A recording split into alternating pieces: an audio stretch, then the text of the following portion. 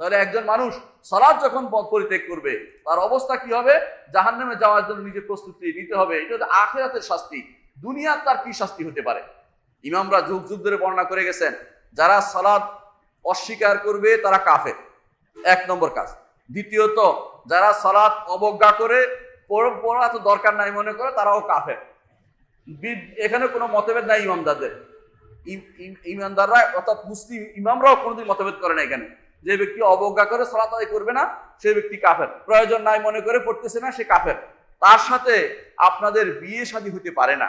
কিন্তু আপনাদের বাড়িতে যখন পয়সাওয়ালা ডিগ্রিওয়ালা কেউ চলে আসে অথবা চাকরিওয়ালা কেউ চলে আসে, আপনারা তার সালাতের দিকে তাকান না। এতে করে মেয়েরা ক্ষতিগ্রস্ত হয়।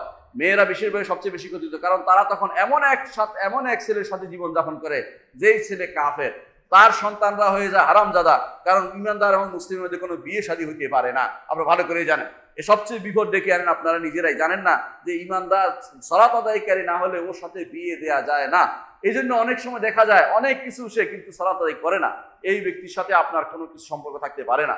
আপনি যখন রাতের বেলা দোয়াতে বলেন ওনা খলাউ ওনা ত্রুকুমাইয়াফজুরুকা, আমি ছেড়ে দেই, সম্পর্ক ত্যাগ করি, যে কেউ যে আমার সাথে আপনার ফাজের ফাসেক আপনার সালাত আদায় করে না, আপনার কথা শুনে না, তার সাথে আমি সম্পর্ক রাখি না।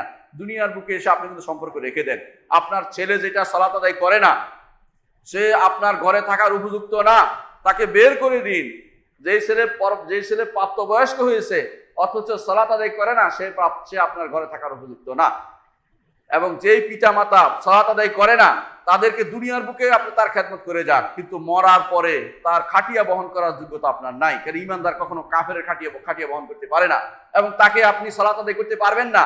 যে কাফের সালাত আদায় করে নাই কোনোদিন, বা আপনি জানেন যে এই অবস্থায় ছিল যে সালাতের প্রতি গুরুত্ব তার ছিল না, সামান্যতম গুরুত্ব সে পোষণ করতো না, তার খাটিয়া বহন করতে পারবেন না, তার উপর জানাজা পড়তে পারবেন না, তাকে মুসলিম কবরস্থানে দাফন করতে পারবেন না, তার মিরাসের অধিকারী আপনি হতে পারবেন না, তাকেও আপনি মিরাসের অধিকারী করতে পারবেন না।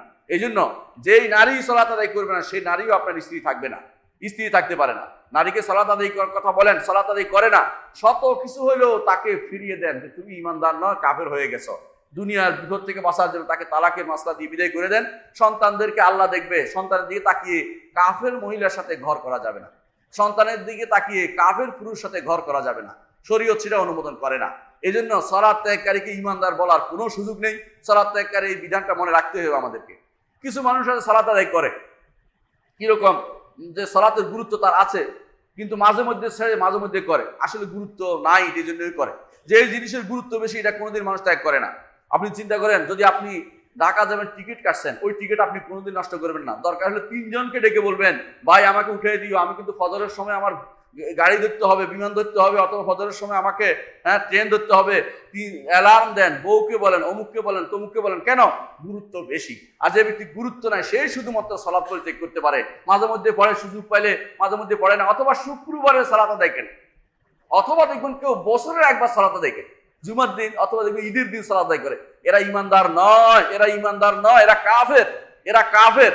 হ্যাঁ, প্রশ্ন হচ্ছে এই কাফের বিধান কি? দুনিয়ার বুকে আপনার কাছে কিছু কাজ আছে, সেটা হচ্ছে তাদের সাথে আপনার সম্পর্ক থাকবে না, তাদের সাথে আপনার সম্পর্ক থাকবে না, পারিবারিক সম্পর্ক হতে পারে না, তাদের সাথে আপনার পারিবারিক সম্পর্ক হতে পারে না।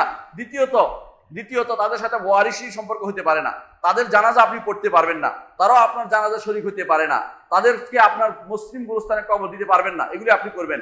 হ্যাঁ, আর কি আপনার উপরে এই দায়িত্বের পরে বাকি রইল এটা করবে। কাফেরি হুকুম হিসাবে কি বিধান রয়েছে? ইমাম আহমদ ইবনে হাম্বল বলেন, কাফের হিসাবে তার উপরে শাস্তি দেয়া রাষ্ট্রপ্রধানের উপর কর্তব্য। কার উপর কর্তব্য? রাষ্ট্রপ্রধানের উপর কর্তব্য।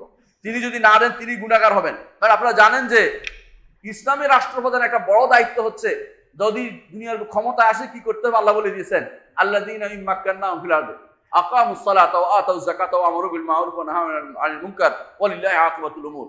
ইসলামের রাষ্ট্রপ্রধানের বড় দায়িত্ব হচ্ছে একটা, আল্লাযীনা ইম্মাক্কান্নাহুম ফিল আরদি, দুনিয়ার বুকে ক্ষমতায় যে আসে তার বড় দায়িত্ব হচ্ছে একটা, প্রথম দায়িত্ব হচ্ছে আকামুস সালাত, সালাত কায়েম করবে।